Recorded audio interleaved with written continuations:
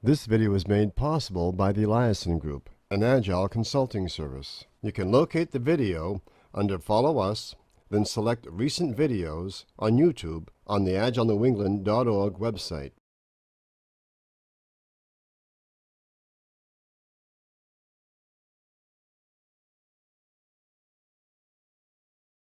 Judy, so Judy, come on board.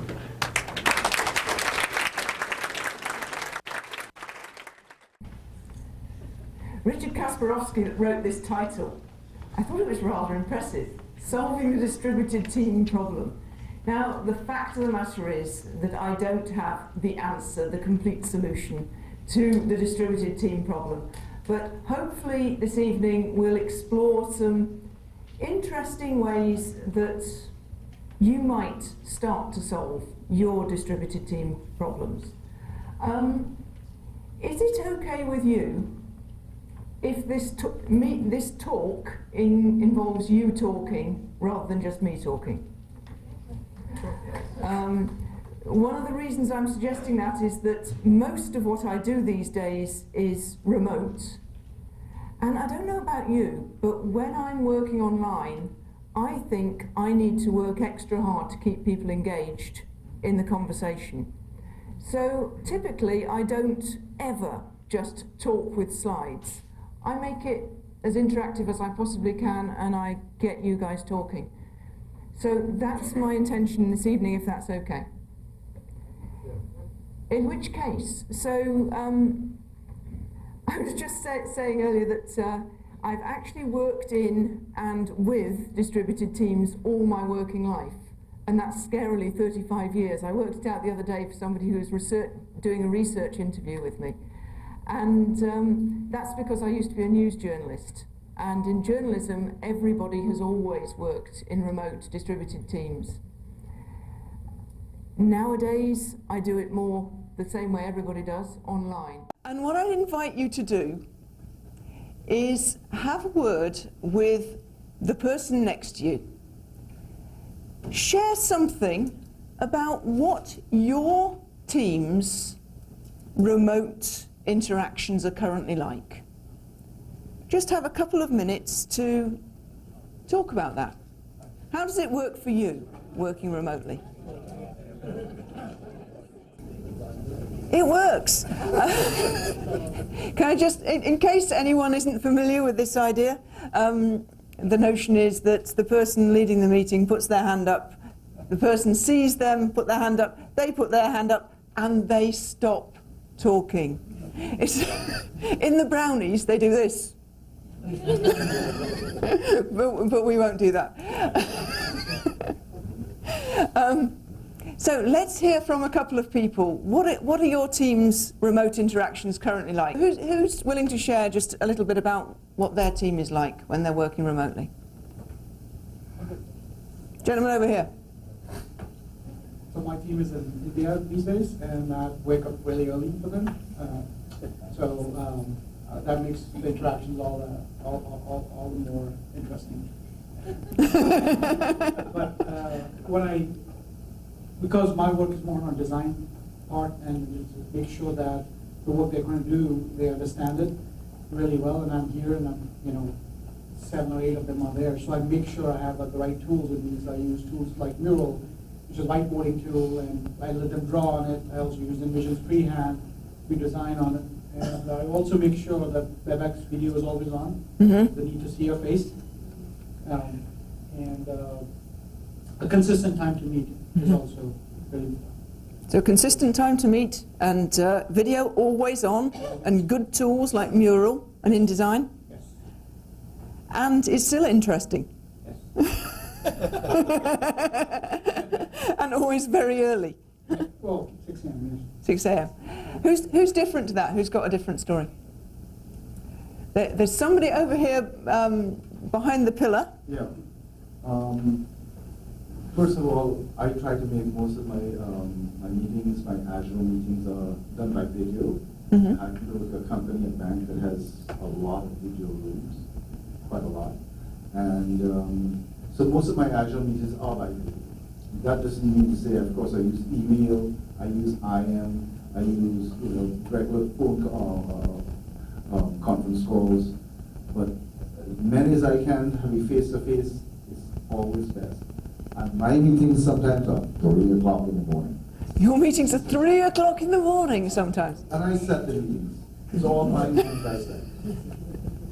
And you always have video on? Sorry? And you always use video? 3 o'clock meetings, yes, video on. They're out in Poland, right? So they're in Poland. Poland or India. And, so it's always best. And someone over there.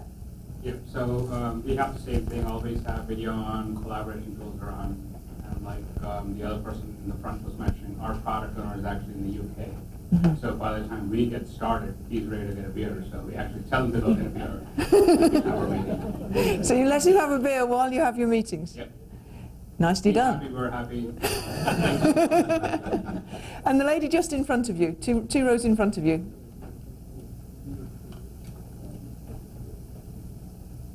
In the black cardigan? Go. Hi. So, yeah, we are one other person from my workplace here too, and we use video for everything. And I feel like we have people in many different time zones, and I feel like the communication is good between people. I feel like there could be more use of collaboration tools. And again, at my last job where I was, we were really looking at that, collaborative whiteboarding and things like that. And I think that for a design team, it's like really obvious we have to have that. But for other kind of teams, sometimes people think we're doing fine without it.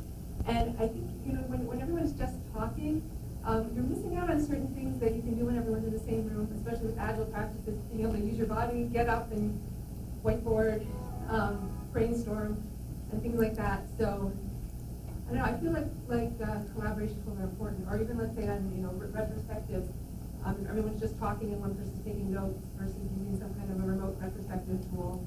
So right now we're not doing it that much, but I feel like we could benefit from more. Yeah, so you can benefit more from the collaboration tools, and you're missing out on that stuff you can do with your body. Right. Anyone got something else? We have a series of examples of remote collaboration. Usually has gone well, although in one case, a new client that we're both working with has one of their developers in Vietnam. But the rest of the team is here in Cambridge, Mass. Sorry. We actually work together remotely between Dedham and Lexington, because they're like 25 miles apart, but usually do that remotely just because to cut down on the travel time, using video, either Skype or Zoom, and using Google Docs as our way of being able to collaborate on something. But we had an example of us working while we were developing our book with a development editor who was in the Minneapolis-St. Paul area, and we used much the same sort of thing. I emailed some things to her, but also made available the Google Docs page, and took various suggestions she made to us to rearrange our text and so forth. And actually, I thought the whole process came out exceedingly well, because we never met her face to face. The only time that we saw her was over video. Thank you. So we've got some lovely examples of it working really well. You can write a book without ever having met them. You can collaborate to Vietnam, to India, all over the place. And we've had some really great tips. Use video, use great collaboration tools, establish a nice rhythm of regular meeting times. Is there anybody for whom working remotely isn't working brilliantly? Oh, just a couple. So for most of you, this is awesome stuff. There's nothing going wrong with working distributed. So I'm curious about why you're here. Now, the fact is, I think that we're not yet there at a point of perfection when it comes to what you can do remotely when you're working with a team. It seems to me, from my experience, that there are three major blockers that are stopping us working as brilliantly remotely as we would be in the room. And I've got them down to 3 Ds. I'm working on it. The first one being disconnection. It seems to me that a lot of the remote teams I work with really struggle to connect at a human level. Of course, yes, they also struggle sometimes to connect at a technological level, particularly if you're working with a team that are in a more interesting part of the world. Just before we started, we were talking about the challenges of working with Agile in Senegal, in West Africa. Some of these places, it's difficult to get a decent internet connection, let alone to use video over it. Nowadays here, I'm sure you've all got brilliant broadband, brilliant video, but I know a lot of you will work in offices where it's really hard to get a quiet place to make a video call from. And all of that adds up to a sense of disconnection. And when we're disconnected from the team or the group of people we're working with, that makes it hard to establish psychological safety. Now, I'm not talking to a room full of beginners here. You guys know about psychological safety. The idea that if you want your team to perform at its best, people need to feel that it's safe to experiment, safe to make mistakes, safe to disagree, safe to do things that could fail. And if you aren't familiar with the term psychological safety, the thing to Google is Project Aristotle, which is a huge project by Google about what makes a high-performing team. Psychological safety came out number 1. So it seems to me that disconnection is one of our continuing problems when it comes to remote working. Number 2, maybe this should be number 1, is distractions. For most people, when they're working in a remote situation, they will end up with distractions on their screen, because of course we've all been set up for all these notifications, this, that and the other, emails coming through, instant messages coming through, Facebook messages coming through, and so on. And because there are so few quiet places, we've got distractions in the room. So when I'm working with teams, I'm working with full video. I might have a group of half a dozen people all over the world, but all on Zoom at the same time. Great video cameras, great broadband connections, and they've set aside this 90 minutes to be with their team. But somebody will come along and knock them on the shoulder and say, "Oh, come on, can you just do this?" And the answer is no, you can't just do this, but they have to do this because the someone was the boss. There are distractions everywhere. And the final one that seems to me to be still perpetually challenging is the physical discomfort of working remotely. As the lady was saying, we can't yet really work remotely and have those kind of intimate video conversations and move at the same time.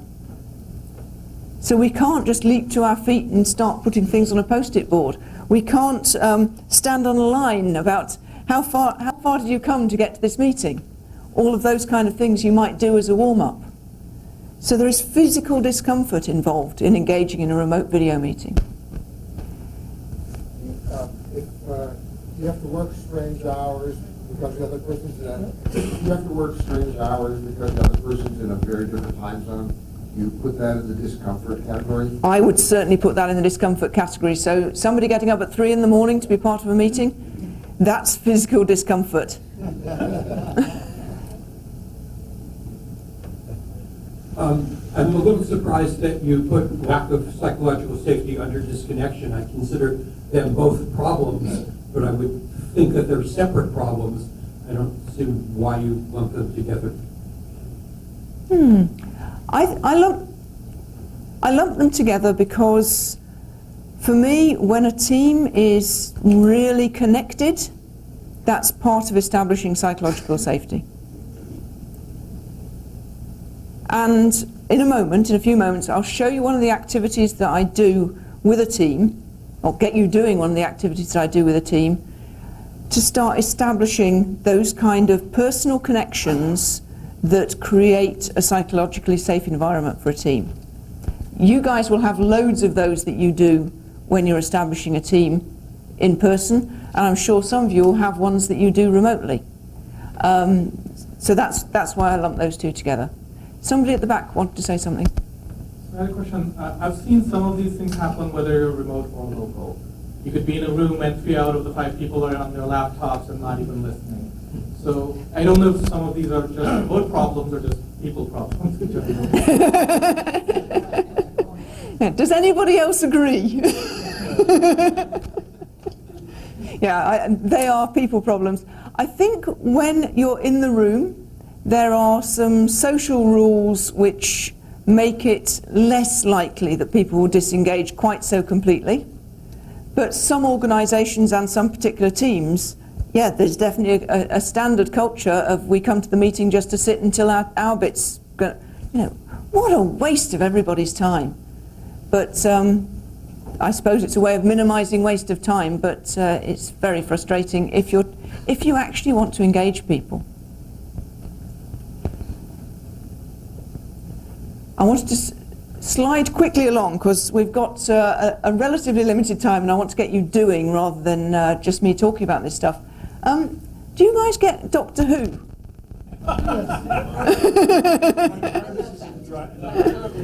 Well, you've brought your TARDISes. Excellent. So you're familiar with the brain of Morbius? Oh, yes. No. So the brain of Morbius is a character from a science fiction program, a British science fiction program called Doctor Who. This episode of Doctor Who is from when I was a child, and this evil creature was just a brain in a jar, and he was attempting to destroy the universe from his jar. And I think he's one of a number of science fiction characters that we've all grown up with that had this same characteristic of being brains in jars. And the fact of the matter is that human beings aren't like that. We think in relation to our environment and in relation to our bodies and in relation to other people. We use our environments, whether those are our human environments or our spatial environments or our physical environments, we use those environments as an extension of our brains, our thinking apparatus. And I think when we think about remote working, remote facilitation, distributed teams, I think we need to think about that. So there are some key ingredients that we always need to have if we're going to create an environment for our teams that really works remotely. We need human connection, and I, as I say, put psychological safety under that heading.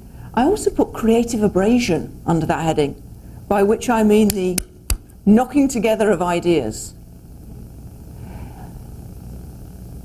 I don't know whether you've noticed it in remote meetings, but people seem almost too polite in a lot of remote meetings.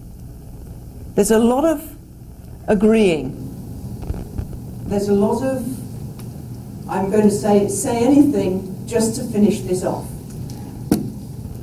Now that's not what the most creative teams in the world do. The most creative teams in the world are able to argue significantly, because by knocking their ideas together they come up with better ideas. The creative abrasion pulls ideas together and then polishes them to a high shine. There's some beautiful work by a team from Boston, I believe, a book called Collective Genius. Have people read that one? Is it, Professor Linda Hill and a team of about 4 other people went round and researched with a bunch of the most creative organisations in the world. What were they doing that made them so creative.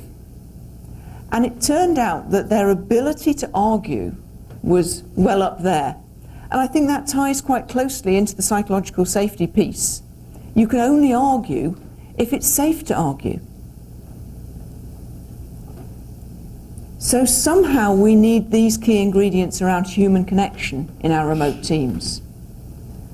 We also need embodied engagement. Sorry, go on. Don't go up that so fast. So how do we create psychological safety? How do we create psychological safety? Let me come back to that in just a minute. I'm not going off it quite that fast. But let me finish this bit and then we'll crunch the two together into an activity, if that's okay.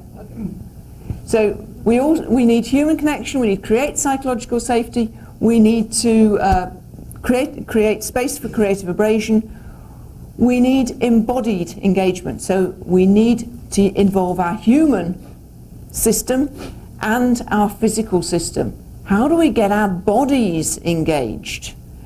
Because you guys know that when you're working with an Agile team, it's all post-its here and post-its there. It's whiteboards here and it's whiteboards there. Visualize your work. Get it up there where you can see it. It's brightly coloured. There's conversation, so there's plenty of auditory stuff. And you're getting them to touch things like planning poker cards, whatever it might be. You get them to do things together, because that helps people to think. Now, you may not have explicitly thought, I'm doing this because it helps people to think, but that's why so many Agile things are done in this very physical way. It helps people to think. Physical activities like moving about, like standing up at a whiteboard together, all of those kind of things are all part of the mixture. Is this making sense? So, how do you do this psychological safety piece? Let me, in a moment, introduce you to an activity that I tend to share with the groups I work with. So typically, I'm working with two sets of people. I do train people like yourselves to facilitate whatever events they usually do it remotely. So that's our engaged remote facilitation thing that we're doing tomorrow, if you're interested. I also work directly with teams who will never meet each other. So, for example, a team one of the ladies was in Guatemala, there were a few people in Europe, and somebody else in Central Europe. I forget exactly which of the states it was, but it was in Central Europe. So they were across a whole number of different time zones, and they worked for a non-profit called Interpeace. There was no way that organisation was ever going to pay the money to fly them together to Geneva and give them a team building weekend. It wasn't going to happen. So what I did was to work with them over a series of video calls to develop their team stuff. And the activity we're going to do in a moment is one of the first ones I would always do with a new team, to help them get to know each other and to help them start to establish that psychological safety. We can't do the whole thing here, but we can at least make a start on it.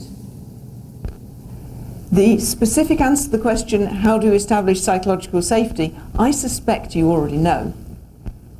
But there's some lovely work by Amy Edmondson online, which she basically says, do things like frame the work as a learning problem. So in this next activity, it's not about getting it right or getting it wrong. It's about us learning what happens when I give you a few instructions and you have a play with them. So that would be frame the work as a learning problem. And I think that's the number one of 3. I can't remember the other 2, but you'll be familiar with them when you see them. But this activity will give you a chance to test out something that could be done remotely. And you'll see, as we go through it, how it involves human connection and multisensory and physical stuff.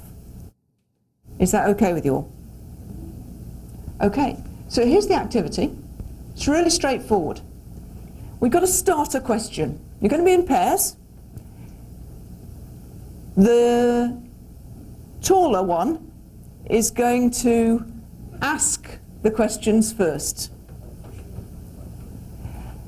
So the first question you're going to ask is, when you are facilitating virtually or facilitating remotely at your best, you are like what? So before we start, everybody have a think about that question. So you've got some kind of answer. When you are facilitating virtually, or when you're facilitating remotely, or when you're working remotely, at your best, you are like what? It's one of those questions that's got no right or wrong answer. Whatever's right, what comes up for you is fine. So you might, things that we've had in different groups. Somebody, when they were facilitating remotely, they were like a butterfly fluttering above the group. Someone else was like a sponge soaking information. Someone else, it was like they were in a silver bubble and only the important information could come in and all the rest bounced off.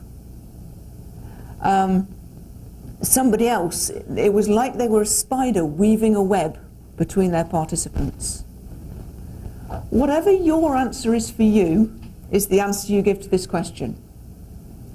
And if your answer is, I don't know, I've never done that, please imagine what it would be like to do this really well. So that's your starter question. The next bit then is that your partner then asks you these two questions, and there are some cards on the desks with these questions on. These are the clean language questions, or they're two of the clean language questions, and they have an X in the question. An X stands for one or more of the other person's words. Is somebody willing to quickly demonstrate? Is somebody willing to share what they are like when they're facilitating at their best? Gentleman over there, thank you. When you're facilitating virtually at your best, you're like what? Like a dolphin.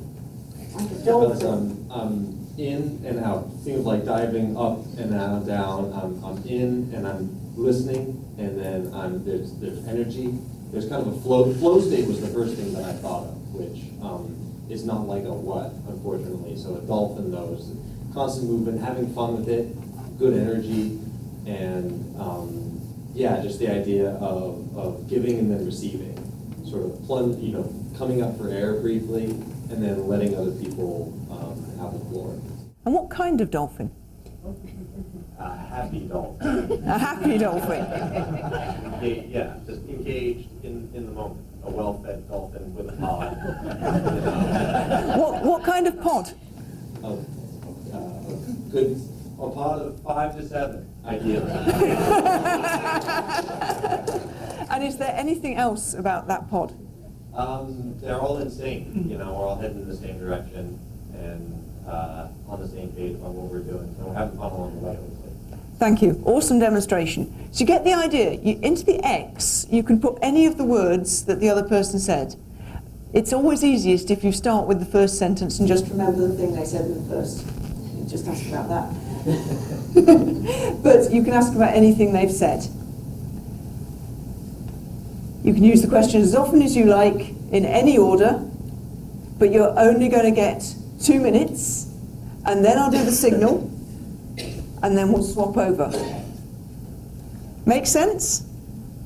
Okay, so please, in a moment, I'm going to give you the signal to stand up and find a different partner from the one you spoke to earlier. Ready, steady, go.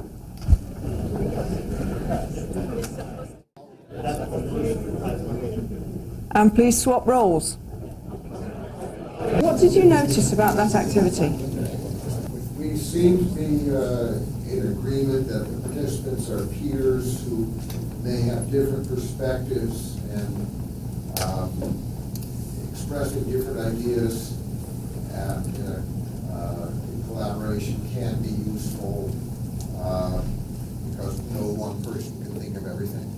So talking about the exercise rather than the results of the exercise, both I and my partner found it difficult to think of animals. We were, objects. Both of us had concepts of what we were like, but didn't map it into spheres or butterflies or anything else. And that's absolutely fine, by the way. That's how it always is. And I guess one other comment is that it was sort of difficult to drill down because it became just repetitious quickly. In which case, we definitely need to have another round. Okay, so one more, and then we will go back to another round because clearly we need more experience. Just that I found more psychological safety with this person than what we ever met before. You found more psychological safety with. Went through, I felt more connected. And felt more connected. To sort of draw myself. Thank you. I'm a quick worker. Now, I'm going to invite you in a moment to do exactly the same activity with a different partner. This time, notice what's different about your partner to yourself. So you've already had the practice of doing the questions. Now, while you're the one asking the questions, notice what's different about them to you. And I think usually I do 3 rounds of this thing, but I'm going to encourage you to do 2 different challenges. And if you can only do one, notice difference. The second challenge, do the whole activity with no eye contact.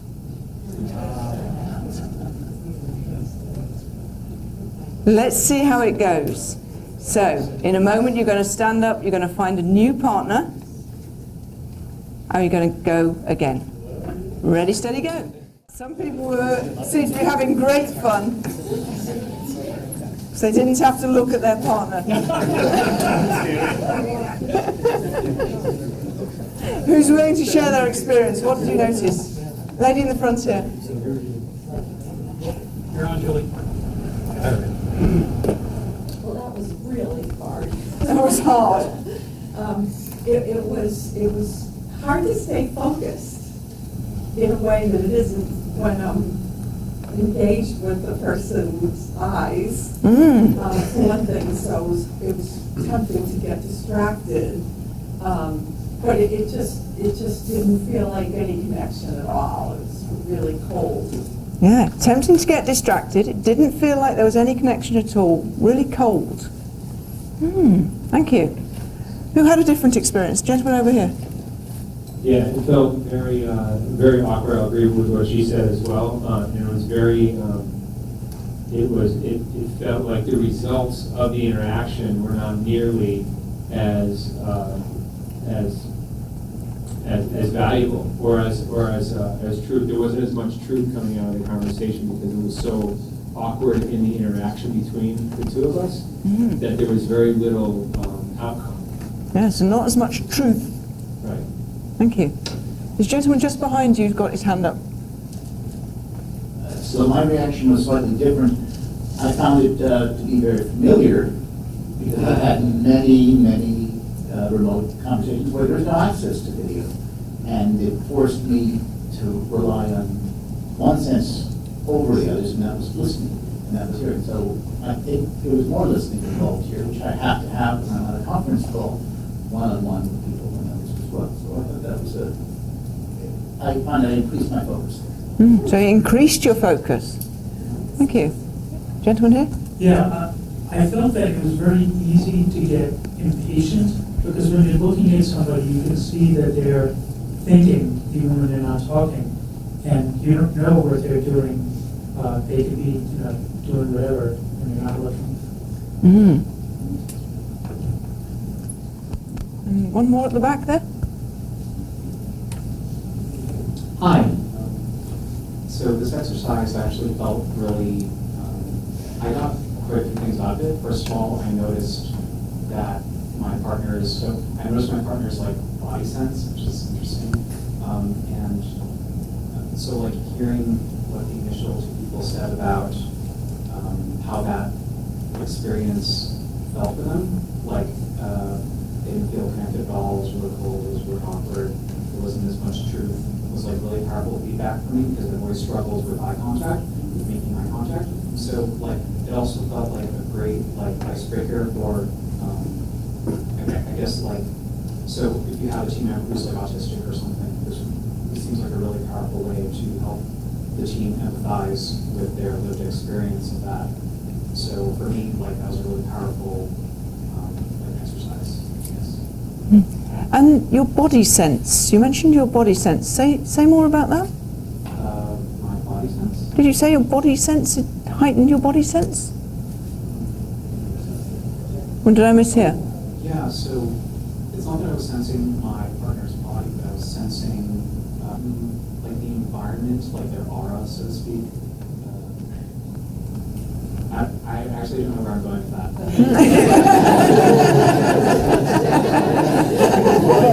And there's something interesting there, and of course, so that there's something about perhaps if you've got a member of the team that's autistic or on that spectrum, it might relate to their experience.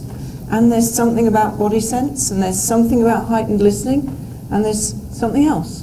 It reminded me how powerful perception is. My partner and I finished a little bit earlier, and we talked about the experience. And my partner was much more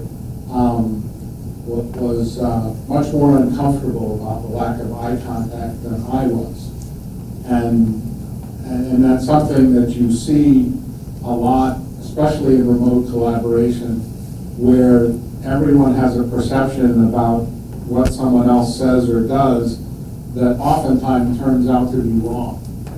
And you need to dig deeper. And it struck me here, the same thing, where two people have a very different perception about that lack of eye contact. Mm-hmm.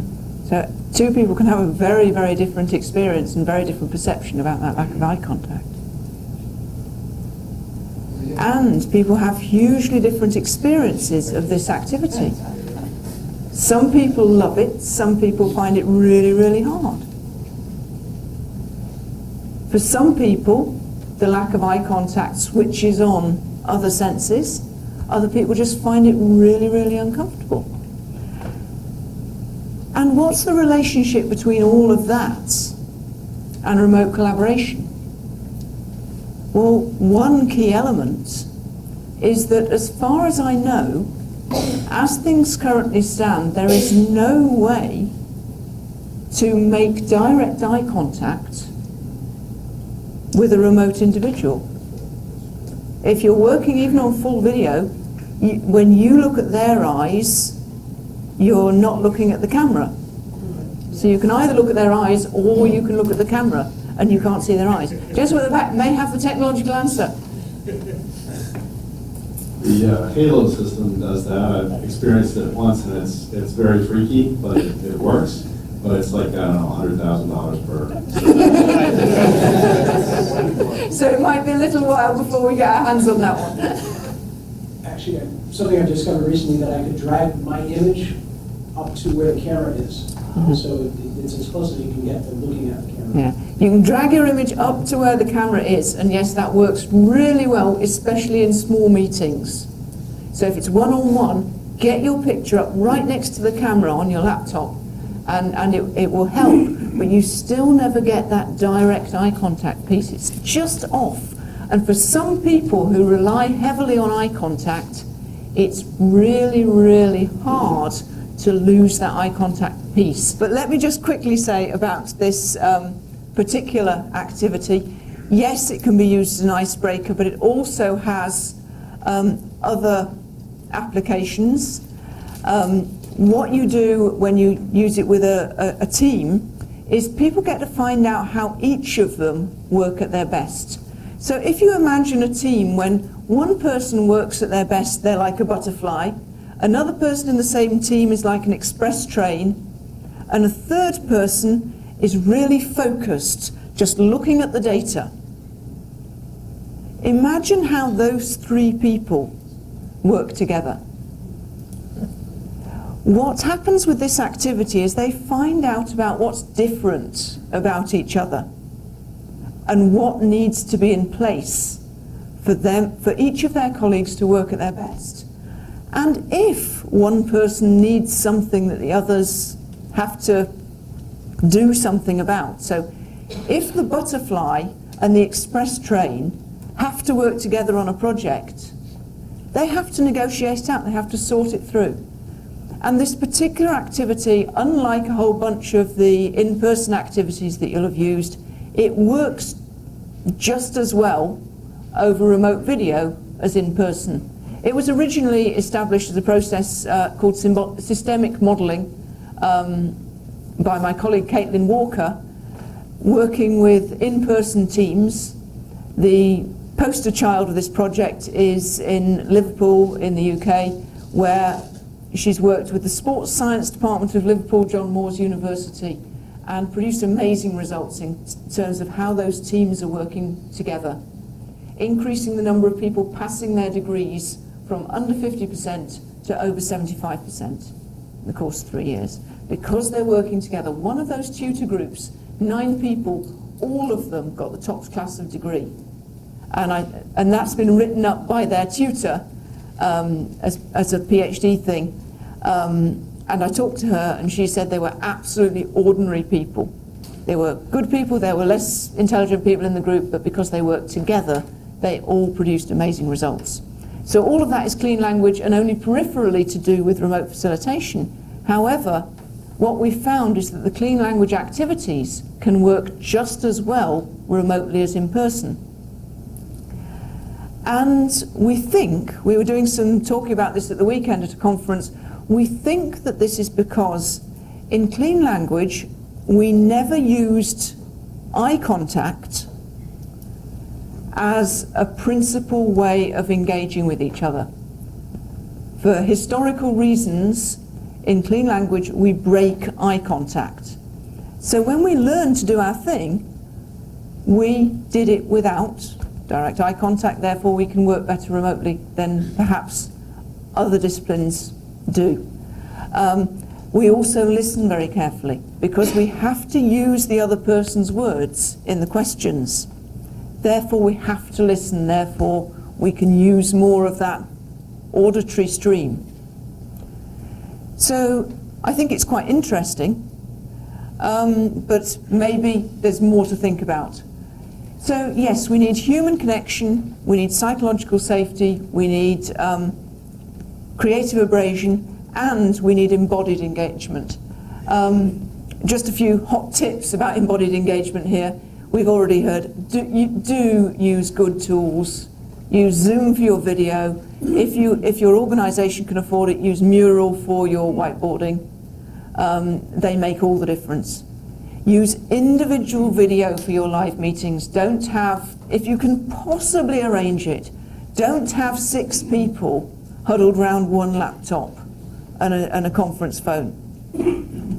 One person, one laptop, one camera, one quiet place, if you possibly can.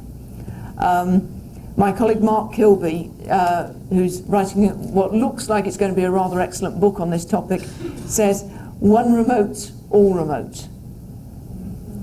If you've got a team, one remote, all remote. Everybody is then on a level playing field. When you're working with your activities, design them remote first. So don't just say, well, we always do this activity, how can I make it work online? Instead, think, what was that activity intended to do? Can we achieve the same thing in a way that works well remotely?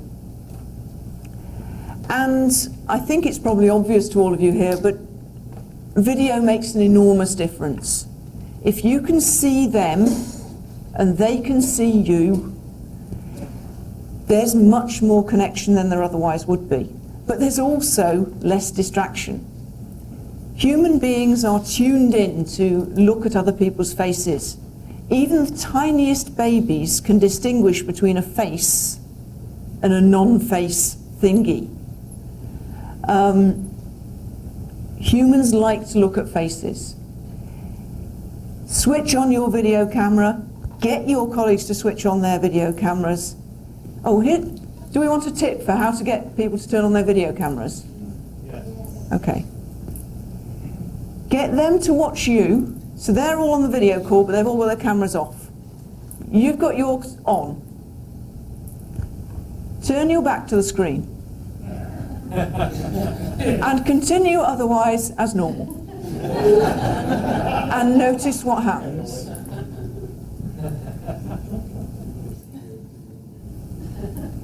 You wouldn't do it in the room. Why on earth do people think it's okay to do it online? I've found that most groups I've worked with, that simple activity gets them turning it on. So use audio if you must, but video is much better. And use synchronous connection, use stuff where you're all online together, if you can possibly make it work, including getting up at 3 a.m. Given all of that, and given that we've got about 15 minutes left, what would you like to happen next? What questions do you have? What would you like to happen in our last few minutes together? Can we start? We're just we're going through another Agile transformation, and we have Lucky you. Another one. And we have a lot of distributed teams that are spread across multiple continents. So we are just starting to experiment with more of these virtual collaboration tools. And I'm not familiar with Mural, but I'd love to hear an example from your experience or from someone's experience that's used that. It sounds like that's a very popular tool. We're trying to solve this problem so that everybody can feel like they're in the same room. We can collaborate together, just like we're doing stickies on a board, but we're virtual. So we're trying to get better at solving that. I'd love to hear an example of how a good team did that. I'm curious. Obviously, a lot of attention is being put on the tools. How much is being put on the skills of your facilitators to work remotely? Well, that's why we're here. So I'm guessing that you're spending more than 75 minutes on looking at the tools. Yeah, the facilitators are, yeah, definitely. So my suggestion is that as well as looking at tools, you look at the skills of the facilitators to work remotely. I think far too many organisations are expecting that to just happen by magic, and it doesn't happen by magic. There are lots of very highly skilled remote facilitators, but they typically aren't out there sharing their skills.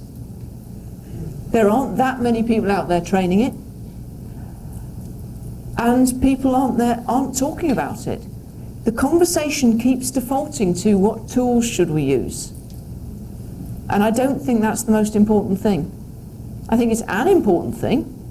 I think when Zoom came out, I don't know when they actually were launched, but everybody started using Zoom a very small number of years ago. It was a game changer because it was such a much higher quality tool than anything we'd had before. Specifically, the things with Zoom, if you're not using Zoom, Zoom has breakout rooms in full video.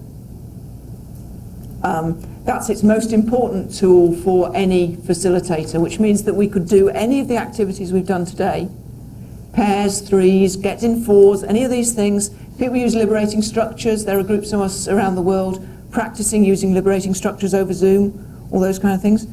All that became possible because we had full video breakout rooms. But Zoom has other tricks up its sleeve. It does something very clever to stop people being quite so disconcerted about seeing themselves on video. When you see yourself on Zoom, you look as if you look in the mirror, but other people see you as if you, in the same way that they see you in real life. It's really clever, and it makes it much easier for people to relax about their video camera. Does that answer it all? It does. It sort of redirects my focus on the answer. So how do we elevate our skills in an accelerated manner as distributed facilitators? How could you use your agile approaches to do exactly that? Start with something and iterate, continue feedback. That's what we're doing. That's good. Yeah, and do please share. So I don't have a group that I organise to share with you, but I am a member of a group called Virtual Team Talk, where there are a bunch of people talking together about how we can improve this stuff. There's an online event called the Remote Forever Summit, which is happening in a couple of weeks. The Remote Forever is in early November. The week after next, there is an event called the Online Facilitation Online Facilitation Open Space, I think it's called, as part of Facilitation Week. So these are events and groups where people are getting together to talk about this problem. Of course, if your organisation wants professional training, do talk to me, but but I can't be everywhere at once, and this problem is too big just for me.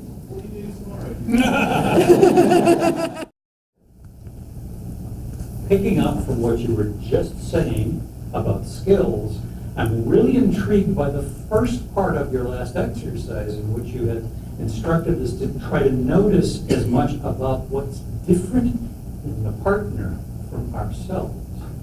And I found that doing that was a very instructive thing. I'm going, oh, I didn't really realize. This person is describing something in a very sensual kind of a manner and focusing on a feeling. And I'm going, I probably wouldn't have noticed that in this normal conversation. Can you expound a little bit more about that part of the exercise of noticing about the other person? Mm-hmm. Thank you for noticing that. I didn't do a debrief on that part, so thank you for asking. The reason I invite difference is as a slight counteract to groupthink. You guys will be familiar with the idea of groupthink? The notion that a group deliberating together will often make worse decisions than the individual members would. Yeah. It happens all the time. Of course, there are high-performing teams who figure out how to get over it and they make really great decisions. But an awful lot of groups just collapse and agree with the first person who makes a sensible suggestion. Especially, they agree with the leader if the leader speaks first. One of the ways to counteract groupthink, and we talk about this more tomorrow, but one of the ways to counteract groupthink is to invite and emphasize difference, and to make it okay to be different. So a couple of times this evening I've asked, who's got something different to that? I'm looking to make it acceptable, psychologically safe, to be different from the rest of the group. That's especially important in remote teams, particularly because groupthink is terribly tempting in order to finish the meeting because it's awful, but also because difference is much more likely in a remote team than it is in a co-located one. Co-located, you've already got something in common. You're working in the same location. A remote team, drawing on talent from all over the world, you're likely to have different cultures, different religions, different languages, all sorts of difference. Allowing that difference to exist and emphasizing that it is okay is really important. So that's why I invited you to take notice of difference in that group. Does that answer the question? In fact, these authors talk about that as a major tool for analyzing disasters and failures. So that's a major tool for disasters and failures, so make sure to avoid groupthink. The book is called Meltdown by Chris Clearfield and Andras Tilkstik. Thank you. Not my book, by the way. My book's called Clean Language. Gentleman at the back there. I can give suggestions for remote teams, like how to kind of recreate those. I bump into the person in the hallway, and we talk for 2 minutes, and that type of that type of interaction. Yeah, that kind of serendipitous interaction where you just bump into someone. Right. Now, it's harder, especially when you've got time zones in the mixture. Some of the things that teams do include using things like Slack to have chatty conversations, so people are connecting about stuff other than work. One of the things I like to include in everything I do is a few minutes at the beginning and a few minutes at the end of a video conference call, just as you would if you were assembling in the room. You know, you bump into each other in the door of the room and you have that kind of introductory conversation. So a few minutes here and there is great. One of the things, one of my favourite remote teams is a team called Happy Melly, which includes a lady called Lisette Sutherland, who wrote an excellent book called Work Together Anywhere, which I would strongly recommend if you want a guide to everything there is to know about working in remote teams. So Lisette's team at Happy Melly, they have lots of social events over video conference. They're fully remote. So there's some lovely video online of them having a dance party. It's bring your own beverage according to the time zone you're in. So some people are on the coffee and some people are on the beer, like our colleague was saying earlier. But they're up there and they're dancing to shared music on the video conference. So you can have social events over video. It is allowed.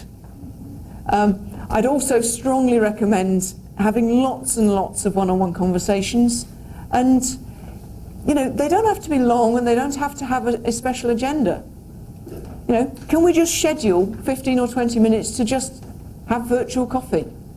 I drink a lot of virtual coffee. I don't drink coffee. I don't have to drink coffee because it's a virtual coffee. I get to drink my beverage of choice and talk to people all over the world, and it's brilliant. And my experience has been that as many of those as I can pack into my week, they so enrich my practice and my life generally. I just want as many of those as I can have. Any more questions? Yeah, Dolphin Man. Revisit the one remote, all remote. So Mm-hmm. I know at least one benefit of that would be making sure that say you have like 6 people in the conference room and 2 people on video remotely. So I know at least one benefit of that is making sure that those 2 people remotely would not feel left out. You know, the video call goes off and you still have that social time, like you mentioned. Are there any other advantages to the one remote, all remote philosophy or anything? Could you expand on that a little bit more? So the main advantage is the one you described. So if you've got one person separate and everybody else in the same room, it's almost impossible for the person remote to be fully engaged in the conversation. Because people think socially, and we've all been brought up to do so, the people in the room only pay attention to the other people in the room. They just ignore the remote one. So Mark Kilby did a really interesting experiment at Agile, Florida a couple of years ago. He put a room together where there were a bunch of tables, you know, to discuss whatever and the topic was remote teams. And each table had a remote person assigned to it. I was one of them. There were a bunch of us experts in remote teams, and each of us had a table, but we weren't physically present. Each table was told we were there. They were told how to talk to us, typically on a laptop, and nobody did. We were completely ignored for 65 minutes.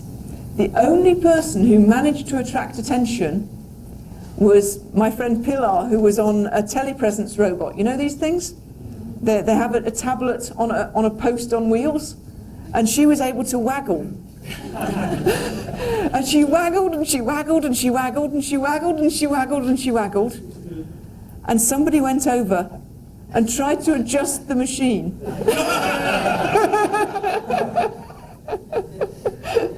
And she managed to engage him in conversation, but she still didn't get to talk to her table.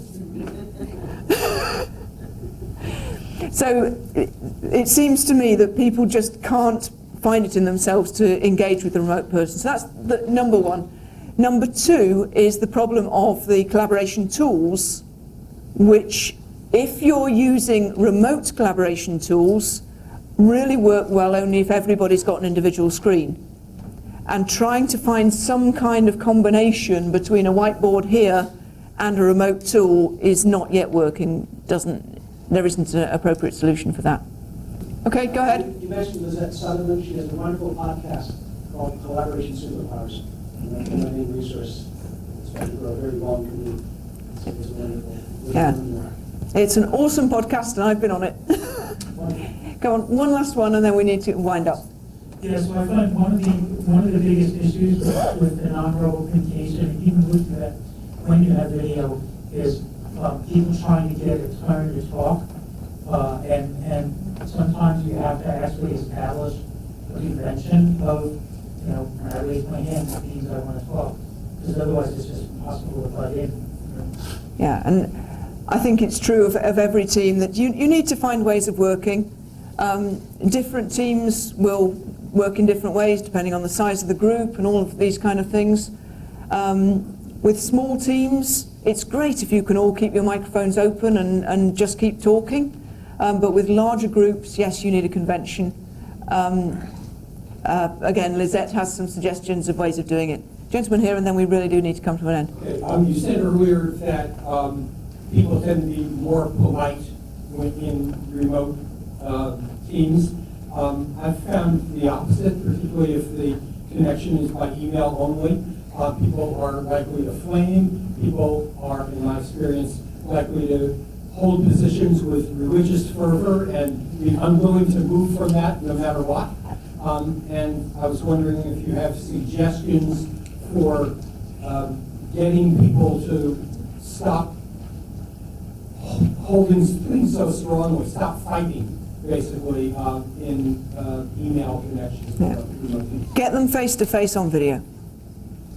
I was recently involved in a project with the Royal Society of Arts in the UK, well, around the world. We were doing a big online forum, which was text only. It kept, even though it was the Royal Society of Arts, it kept degenerating into slanging matches, because you're absolutely right. Text-only discussions often go downhill. What we did was introduce Zoom events, which got people online live together. And they formed relationships, they connected, and stuff happened. Now, we can't do that, unfortunately, for the Twitter sphere. It's too big, it's too complex. But if you possibly can, take a discussion away from asynchronous text-based and increase the bandwidth of the conversation so that people engage with each other as human beings. Because when we engage with each other as human beings, magic starts to happen. It's only when we're something other than human, which we seem to be when we're in text, that it goes badly wrong. I'd like to offer a suggestion. I found something from AmeriCorps that's this rule: no one speaks twice until everyone has spoken once, which gives the facilitator the opportunity, the obligation, to poll everyone on the subject, including the remote. So it's the system. It's a no one speaks twice until everyone has spoken once. There's a series of simple rules, and I found it to be an amazing way to keep the conversation well distributed, people alert, and to make it far more of a binding issue, particularly when we can do visuals and make nerve-based logic. About 55% of all information is communicated non-verbally, as opposed to 7% through text and 35% through word. Through audio. So that this would, I say it right now, that no one speaks twice before everyone's spoken once has made a huge difference in that facilitation. Great rule. No one speaks twice until everybody's spoken once. Works well for a lot of teams. And I'm over time. I need to stop. Here are my contact details. Get in touch with me. I'm easily findable on the interwebs. It's been brilliant. Thank you very much indeed.